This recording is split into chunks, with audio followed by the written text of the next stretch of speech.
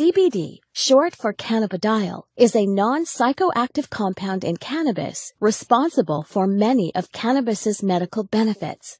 On the other hand, THC, short for tetrahydrocannabinol, is the psychoactive compound in marijuana that causes the high associated with cannabis use. They are two completely separate cannabinoids, which are a class of chemical compounds that interact with special receptors in our body called cannabinoid receptors.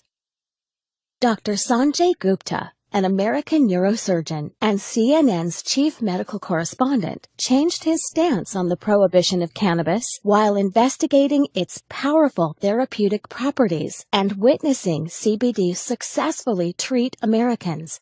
He shocked mainstream America, saying, "We have been terribly and systematically misled for nearly 70 years in the United States, and I apologize for my role in that."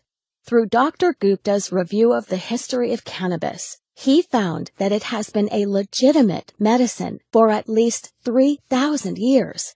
And Dr. Gupta isn't alone in supporting cannabis research. The director of the National Institute on Drug Abuse, Dr. Nora Volkov, testified before the Senate saying that CBD appears to be a safe drug with no addictive effects, and the preliminary data suggests that it may have therapeutic value for a number of medical conditions.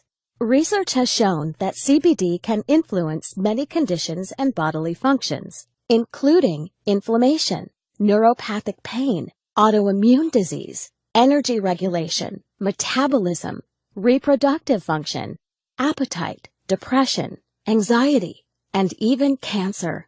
But how can one cannabinoid affect so many bodily processes without causing adverse side effects?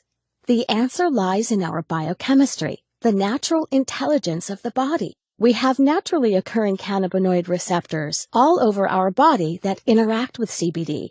We have these receptors because our body is constantly making its own cannabinoids.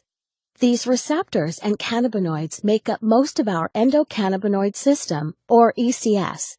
Our ECS is always in action, and if functioning properly, is a major factor in keeping us healthy.